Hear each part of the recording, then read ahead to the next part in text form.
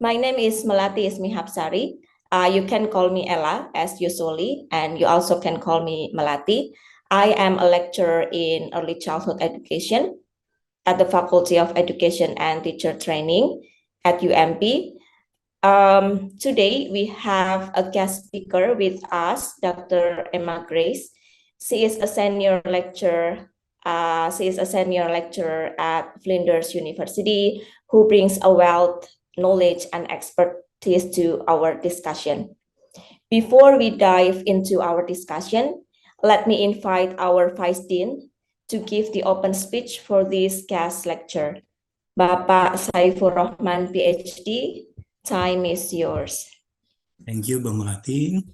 Bismillahirrahmanirrahim. Assalamualaikum warahmatullahi wabarakatuh. Thanks God, because of His blessing and mercy, we can gather here in the guest lecturer, joint attention, autism and child development, the Honorable Dr. Emma Grace from Flinders University. Welcome, Doctor, to our virtual meeting. Hopefully that's one day you can come here to our university, Universitas Muhammadiyah Purwokerto. And then also the head of the early childhood education departments, Bu Dr. Desti, all teachers, all parents, and all participants who join in this guest lecturer. First of all, let me, on the behalf of the Faculty of Teacher Training and Education, because I'm so sorry the Dean couldn't join this one with Melati and Dr. Emma, because he is also still the same with Bu Melati, doing a research now, yeah, and then also having supervisions with the supervisor there in Solo. So he gives the apologize because he couldn't attend this this guest lecture.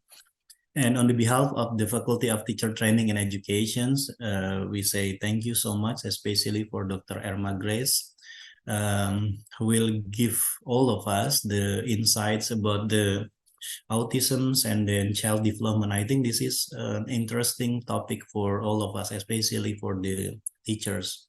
So I remember last year in my Paud, we call it Paud or early childhood education, we have two students, Doctor, or 2 or 5 students who were having a kind of autism. So the 2 having an autism, and then but the 3 of them is having a kind of the, why is that, probably mental disorder, I don't know, because he is different.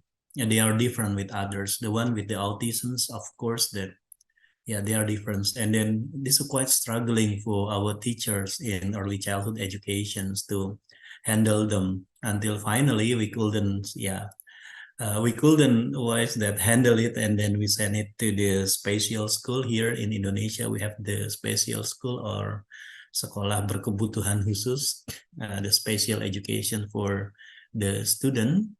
And yeah, I think this guest lecturer will give us, especially the teacher, more on how to handle with this the special students. Because we do, because we think that in Indonesia there is still a little experts, only some of them, Bu Melati, and then we are so lucky because Bu Melati can go to the Australia to take this one, and hopefully after finishing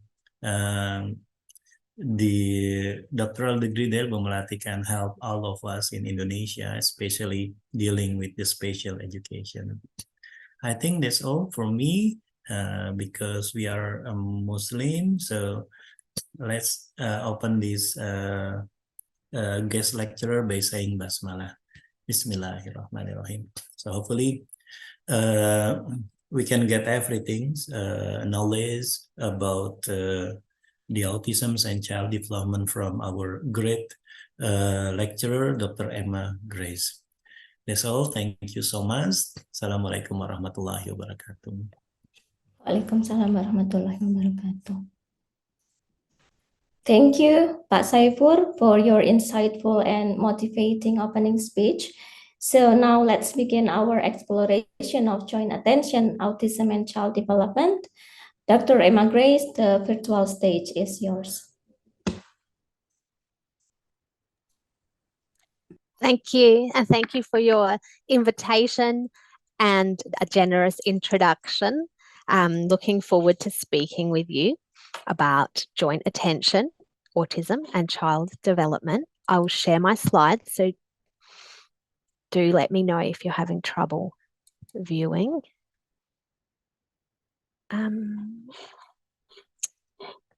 Sorry.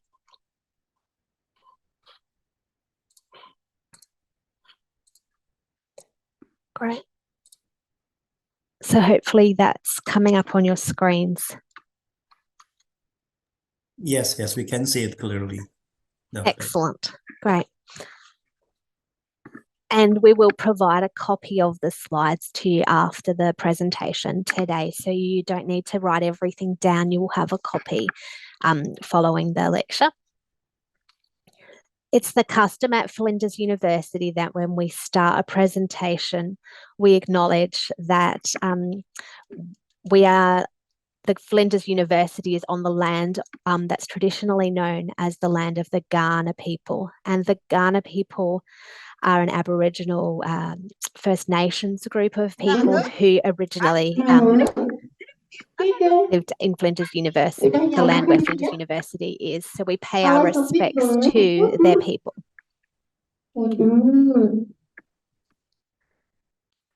So I'm going to introduce myself first, but Melati has already introduced me. Thank you. My interest is in communication interventions, and I have done research that looks at using real-world contexts and real-world everyday natural interaction to support communication development in young people with communication disability. And that is how I met Melati, because her research is in a similar area, and I have had the pleasure of being her supervisor, and thank you for inviting me today. So my email and profiles will be linked on the notes as well. Oh, sorry. And so, as we've already mentioned, Melati is part of the reason we have the opportunity today is that she's just beginning her data collection, and we are celebrating that really important stage of her study. And she is conducting a nature-based naturalistic teaching intervention, which does focus on joint attention skills in children with autism in Indonesia, and her work at the university there. And so before I begin talking about joint attention, I wanted to share a little more about Flinders University. So I am in Adelaide in South Australia, at the bottom of Australia in the middle.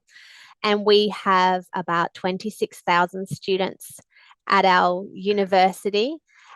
And amongst that group, there's close to 4,000 international students from 90 countries around the world. And we're really proud that we have hosted the South Australian International Student of the Year for several years recently. And then the final point just notes that Adelaide is a beautiful city with lots of green space, and has been rated as the third most livable city in the world. So that tells you a little bit about where I'm speaking to you from at Flinders University today. In the body of our presentation today, we're going to have three main parts. And once I've finished the three main parts, then Melati will provide a summary in Indonesian for you as well. And following that, there'll be an opportunity for question and answer.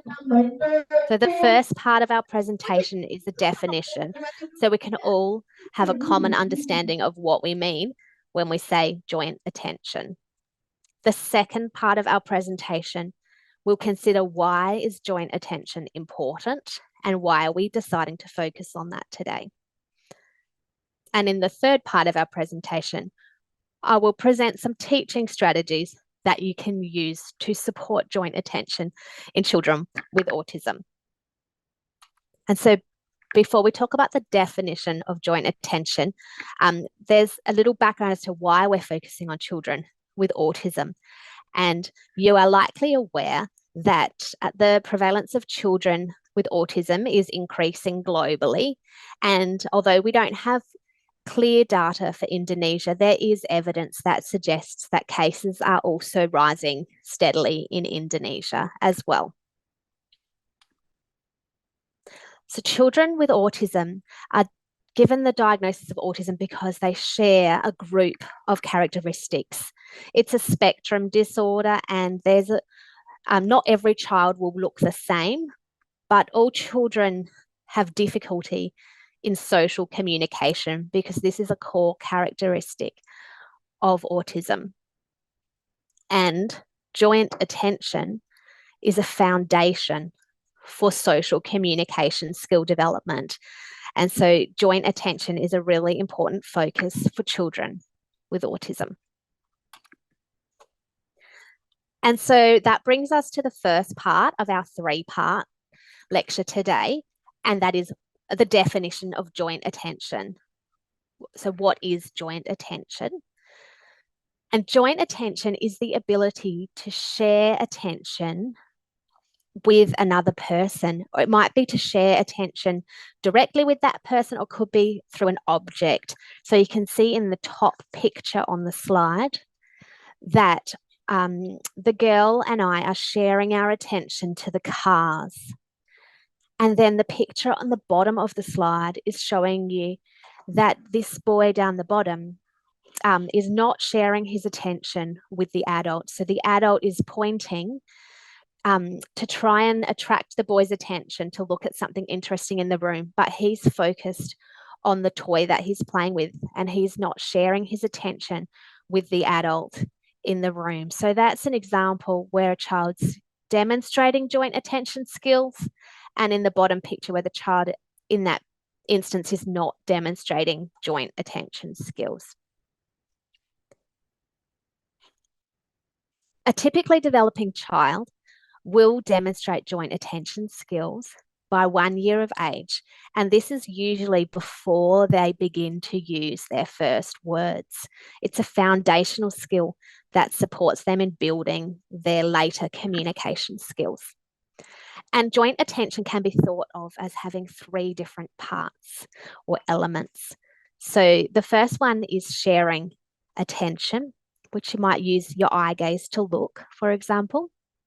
But it can also be about sharing emotion or affect.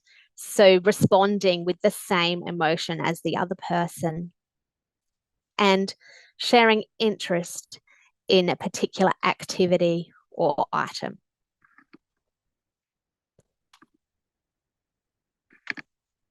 We're going to look at joint attention today as having two different parts, or two different major types of skills.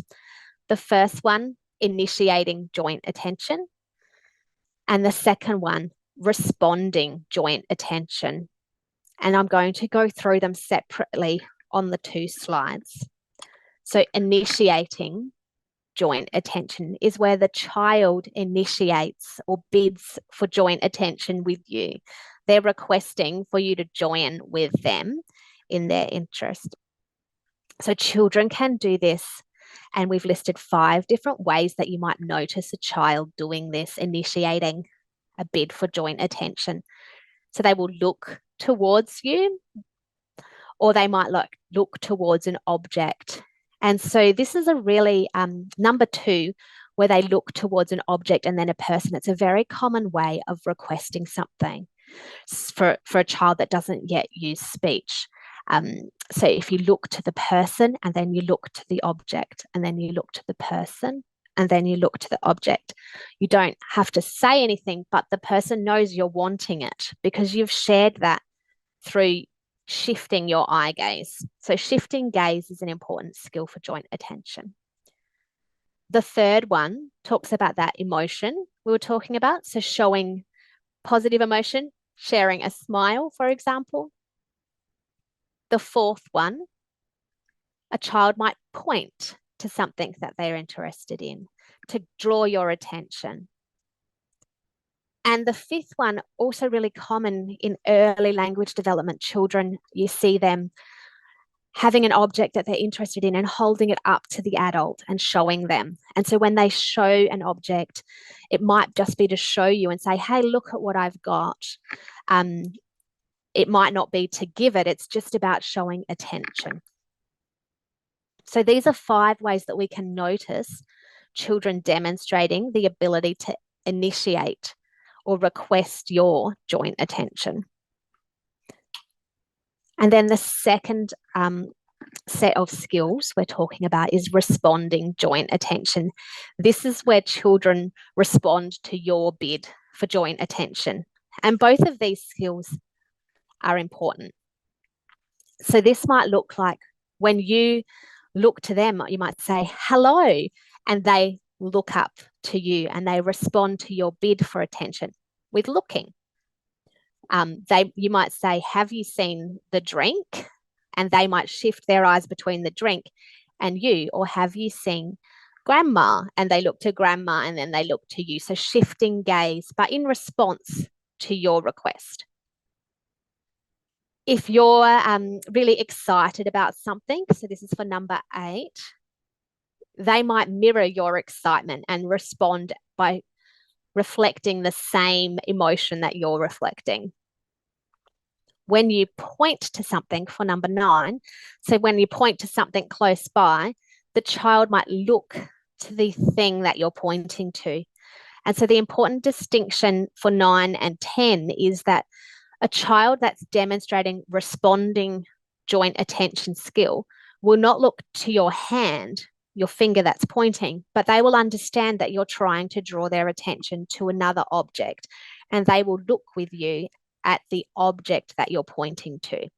And so 9 is talking about pointing to an object that's close by, or number 10, when children demonstrate that they're able to point to an object that might be in the distance. So we've talked about 10 different skills, but they can be initiating joint attention or responding joint attention. And you can see that they fall into these categories of using eye gaze, using emotion, and using pointing. So I'm going to show you 2 videos now, and I'm hoping the videos will work. So please let me know if it's not coming through correctly. The first one is a boy, and he is not demonstrating joint attention skills. So I'll show him first.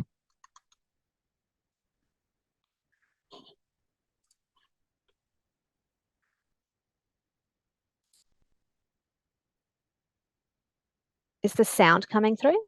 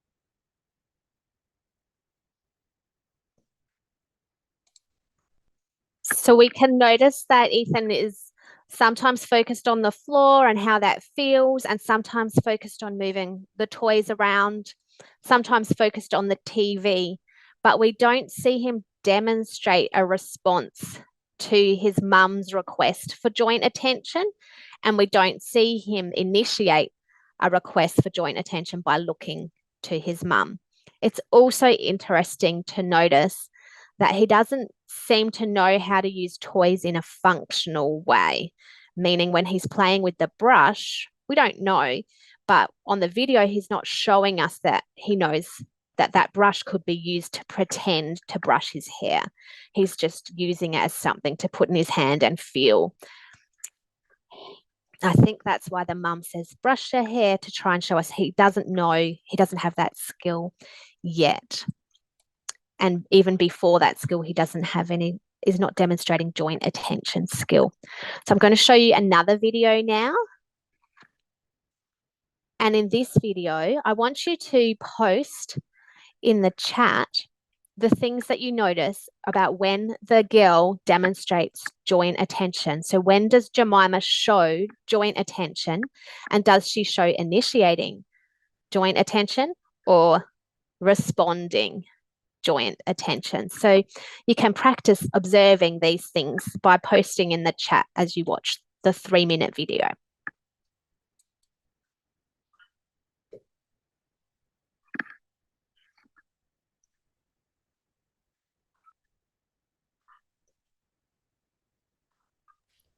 I'm sorry, Emma. I cannot hear the voice, the sounds.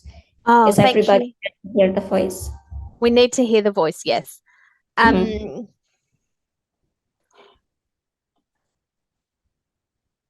But you could hear it last time? No, before I can't, but I don't know You couldn't hear the it for other. either. Okay, maybe try now. Jemima, Yes.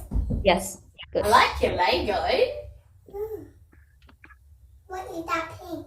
I like the pink. And you like that one? Like that one too. Oh, baby's hungry. Oh, Should we get baby some food? yeah, okay. Here's the door. A cake, Mummy. Here's some cake. There was some cake. Okay. Here you go, baby. Yeah. That's tasty. Thank you, Jemima. Oh. Yum, yum.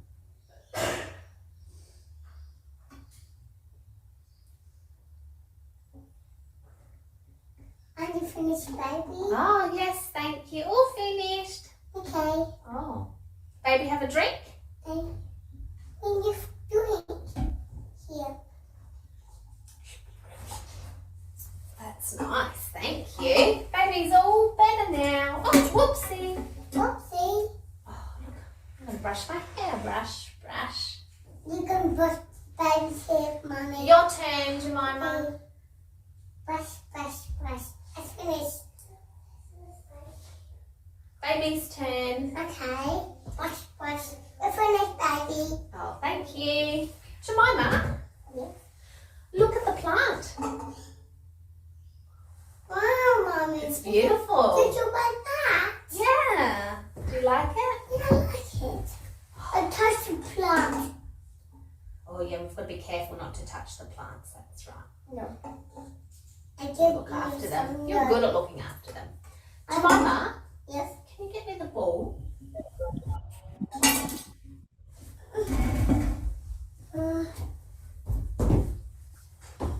Thank you.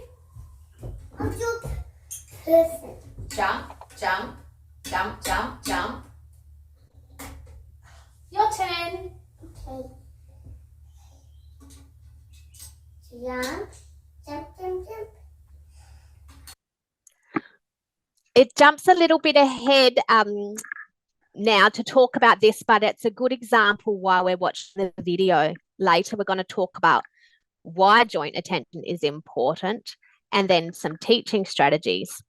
But one of the reasons joint attention is important is because it can support a child to learn to imitate someone else and develop new play skills. And so in this video, that example is showing if you model a action like jumping with Lego, then the child has the opportunity to copy and imitate and model that too. And you can see that Jemima does that easily, demonstrating that she has strong joint attention skills.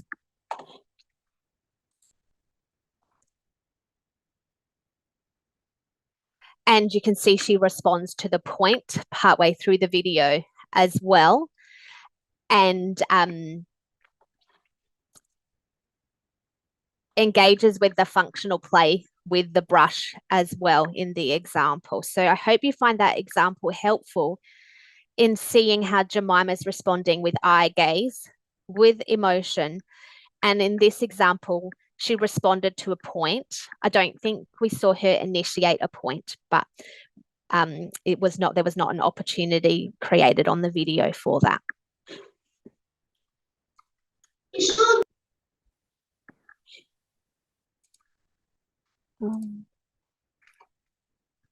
So now we have a really strong shared understanding together about what we mean when we say joint attention skills. We're going to think together about why is that important. And joint attention, I'm going to say to you, is a very important skill to focus on for children with autism. And it's important because it's a critical foundation for developing other attention and communication skills. So through joint attention, children will learn to use showing and giving gestures. And this picture on the slide, this little girl is showing us a step that we see as a precursor to first words. Or you can ask directly if you want.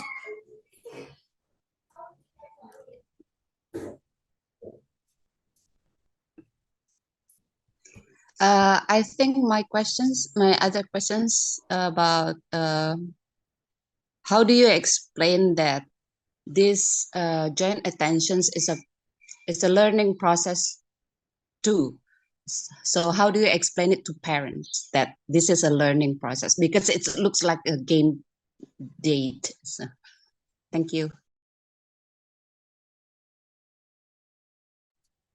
So sometimes a parent might say to you, or think you're just playing with their child. Is that what you mean? Whereas you're actually considering creating joint attention, but for them it looks like you're just playing and they want something more kind of traditional, or that looks more instructional and direct in its approach.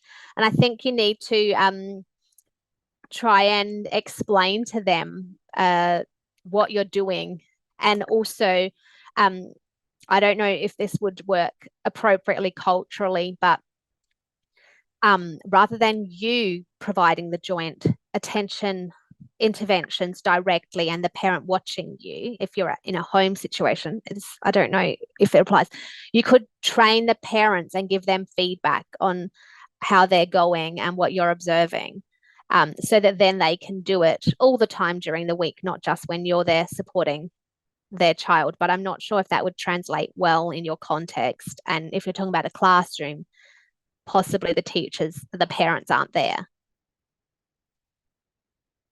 Yeah, that's what I'm worrying about in classroom setting, because parents will not be there. So they will just see it as a game sessions. I think as long as you're explicit about your outcomes, what your goal is. And so you can write down really clearly what your goals are around joint attention and describe them for the parents. So for example, you may or may not have heard of the goal attainment scaling tool. Have you heard of that? No, would love to hear it more. So when the goal attainment scaling tool is very commonly popular for children with disability, because it's not like a standardized measure. You can choose your outcome. So you decide on an outcome for the child, and it's very sensitive to small change. So you set up the goal for the child. It needs to be a behavioral goal, like joint attention can be. And you say what the child's doing now, and that gets a score of -2. And then you decide, and maybe in discussion with the parent, well, what would be reasonable at the end of the term? What's our 0 score? That the child displays what behavior, and then you sort of write a descriptor for 0. And then on goal attainment scale, you put in a -1, which is somewhere between what's happening now and a step towards where you would like them to be if the intervention to be successful as an outcome. And it's important that the step is meaningful, that it actually does show a meaningful change. And of course, you can only change one factor, maybe how often they do it, or the ability that they have, or if they do it with support or without support, or with prompting or without prompting. Just one thing that you change from -2 to -1 to 0. And then you can have +1, the child's demonstrating change beyond what I expected, and +2, much beyond what I expected. But I can send you some more information, and then you set that out. And that way, if you have 3 to 5 goals for the child, then you can get an overall kind of graph or score of change. And I guess it makes it look more objective, and helps people understand how these behavioural changes are making a difference. One of the reasons the tool is good is because everybody knows from the start what the expected outcome is. So I don't know if it may or may not be helpful for you. That's a good plan, I think, because they will see it as a program too. So when the parents is getting involved, they say, oh, this is also a program. It's not just a play. There is a target and procedure. Thank you, Emma. Thank you. Okay, thank you very much. And then we go to the next question. There is a question already in the chat box from Rahma, our student. She asked in Indonesian language, so I try to translate it to you. She asked that joint attention is a very important milestone for children to, this is a foundation for the social communication, so the children can develop their ability to interact with their social life. But every children, they have their own character, they have their own like the development of the children is very dynamic.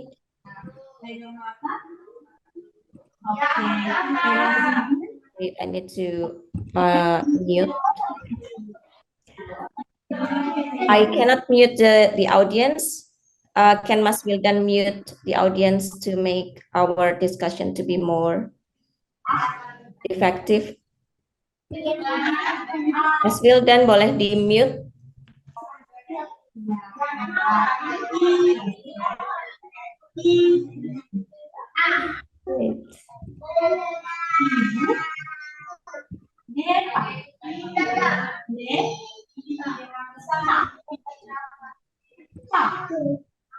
Mbak Sylvia, can you mute the microphone, please?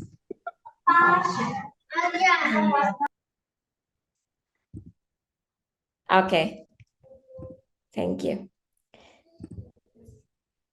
So the child development is very individual character. She said that how if the children have their own different character. So she asked how long the process needs to be, the joint attention to be very, very optimal in typical developmental children. And about the autism children, how long usually the joint attention ability can be reached in the milestone of their development for the children with autism? Is that clear enough, Emma? Yes, I think so. I don't think we talked about that. Might have been on the slide, but I didn't say about how children typically developing will develop joint attention skill in that first year of life. And without, even though the adults in their environment are sort of supporting and prompting and making the interaction interesting, we do this naturally and we don't realize that we're supporting that in children, and it doesn't need as much focus.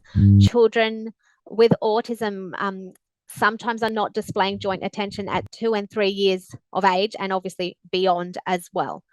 So that was one part of the question, I think. How long until they might display joint attention?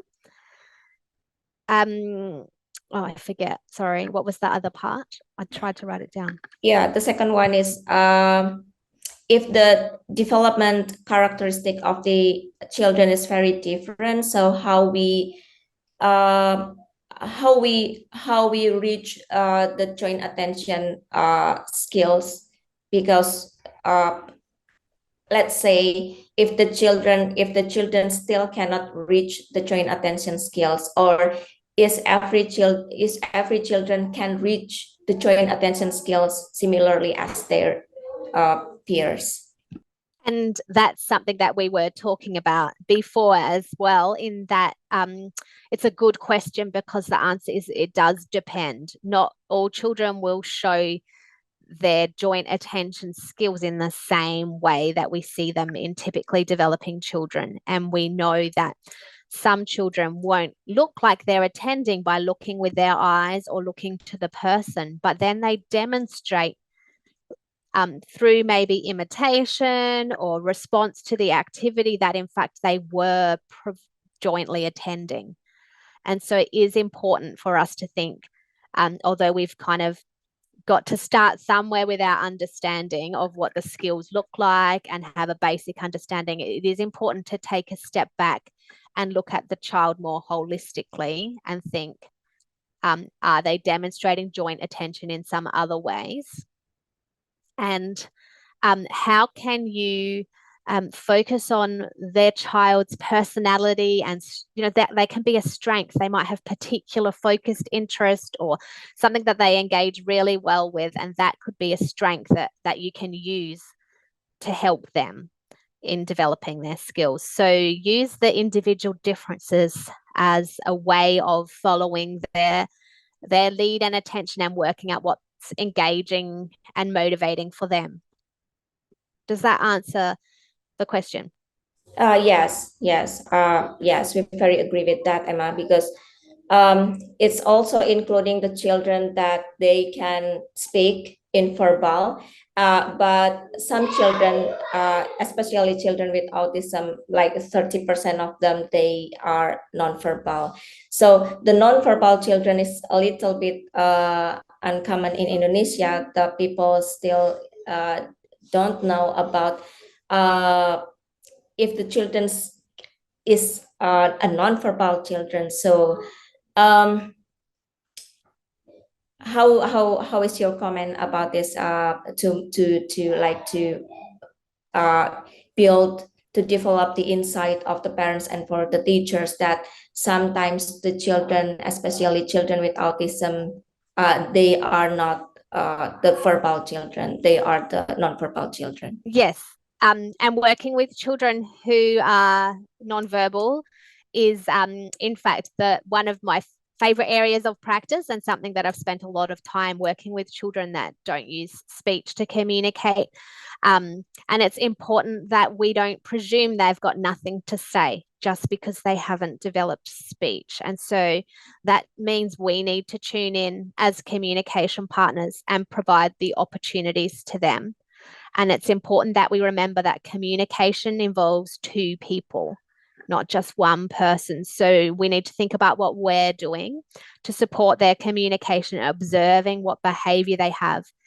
Even if it's not intentional yet, or maybe you don't think it's formal communication, you can still respond to the child's interest and behavior to show them how it can become intentional. And even if they don't develop speech, they might be able to use a gesture or a vocalization. Even if you don't have formal AACC systems or those tools available, I understand it's limited what you have, but maybe vocalization or choice making, do this one or this one, things that you can do just with your body, or simple tools.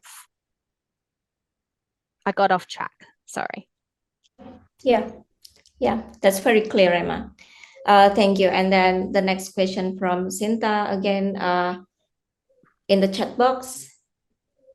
You mentioned about using Hanan to teach joint attention. Do you have any example procedure teaching joint attention using ABA?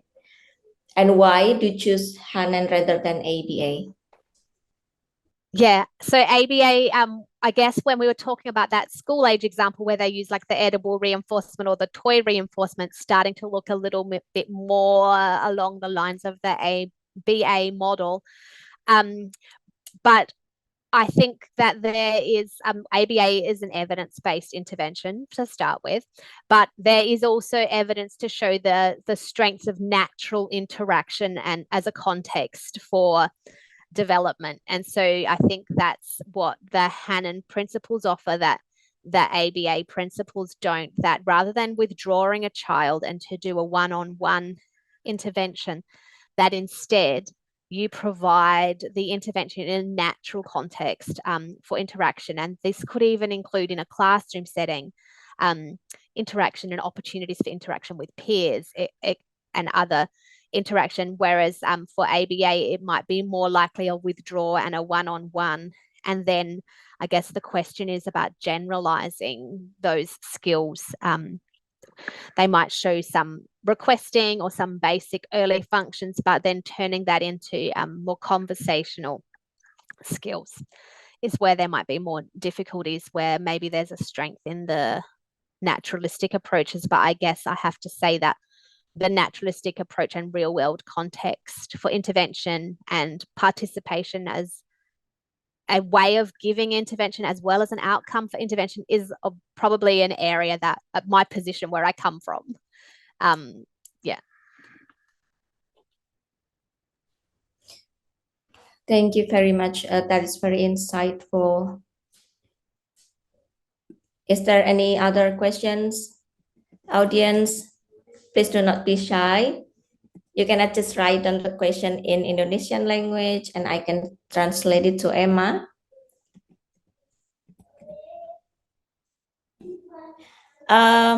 There is a question sent by a teacher and a parent through my WhatsApp messenger. She asked about, this is the similar questions from one teacher and one parent.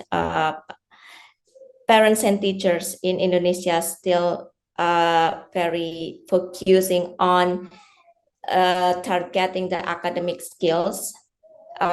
Even started when the child is still 3 years old, they start to teach alphabet, they start to teach number countings.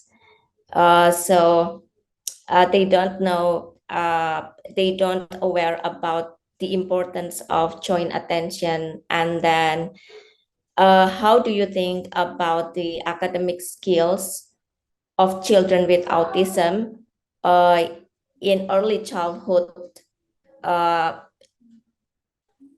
compared to the children at school period?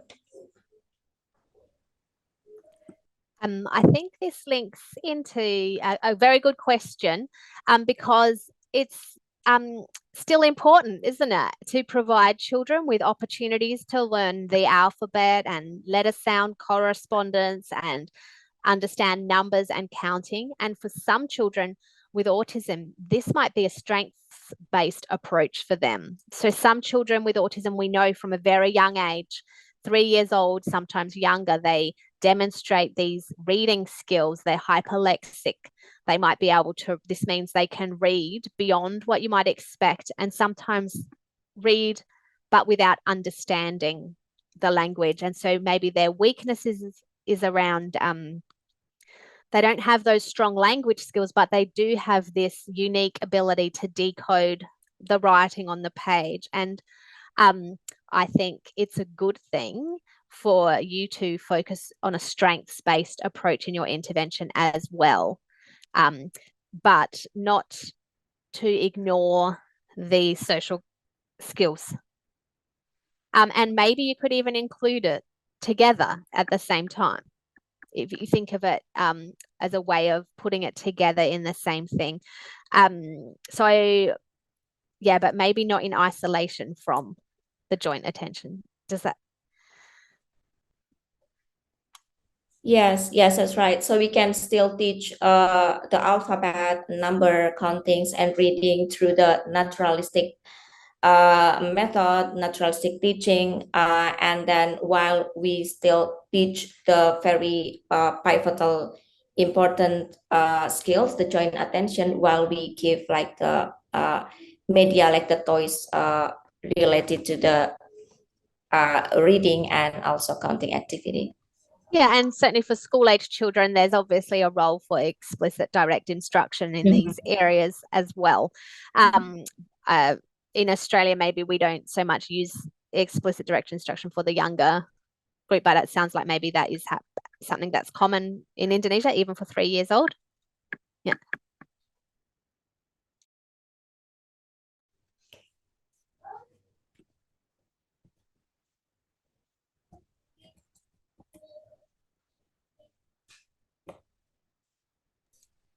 Just the only thing to add is obviously these skills are functional life skills that will be important for them as well. So we don't want to downplay the importance of them if they can develop good literacy and numeracy skills. Obviously, that is also obviously social communication and language is also important, but I'm not saying that it's not important for them to learn these other skills as well.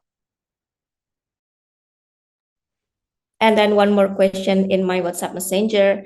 Okay, about the joint attention skills, is this also very important not only for autism children? And then can you please explain what is another disorder rather than autism that the joint attention skills is a very pivotal?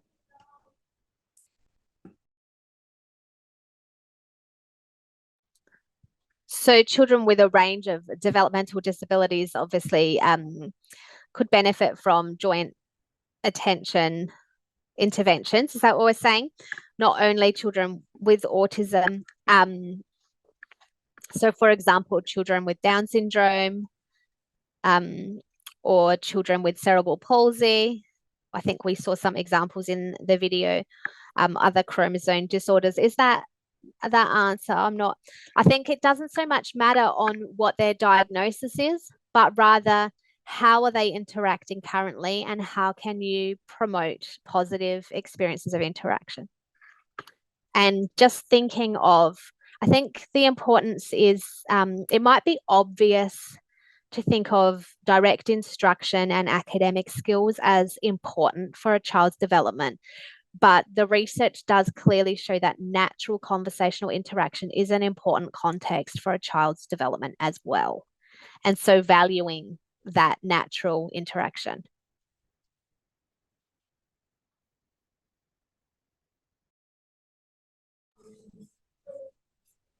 Yes, that's right, Emma.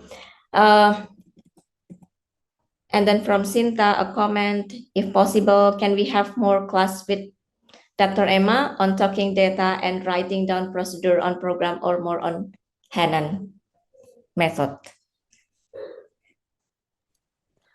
I will send through some information on the goal attainment scale that I was talking about anyway. Yeah. Because I have some obviously references, but also some slides from another presentation on how to do goal attainment scale. So I can send them to you, Melati, and maybe you can pass them on.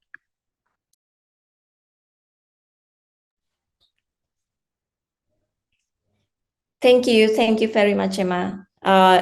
Your explanation is very insightful for us to keep going to nurture and also educating children with autism especially, and it's also motivate the parents and the teachers to not give up, because the children with autism, as you said, like literacy and numeracy can be like the strength of children with autism, so it still can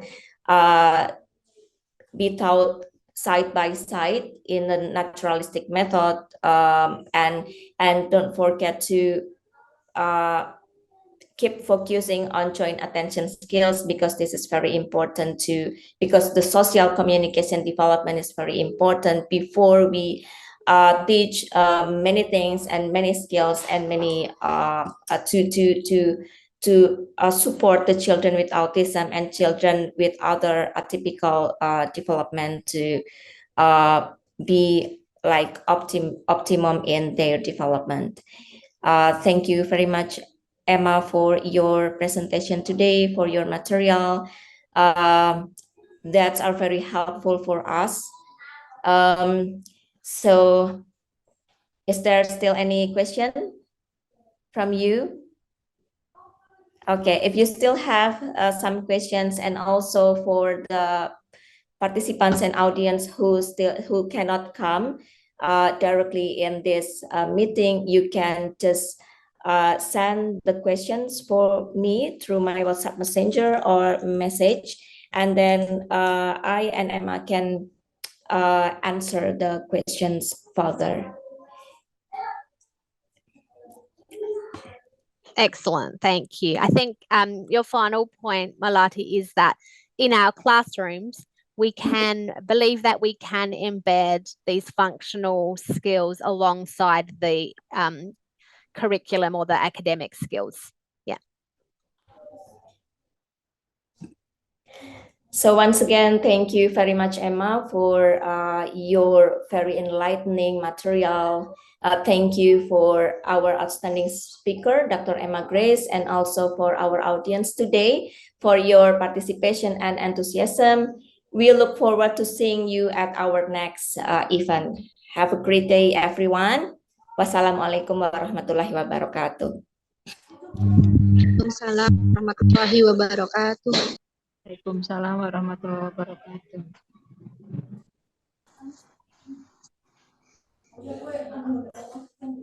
Thank you very much, Emma. Thank you, Emma. Thank you. Thank you.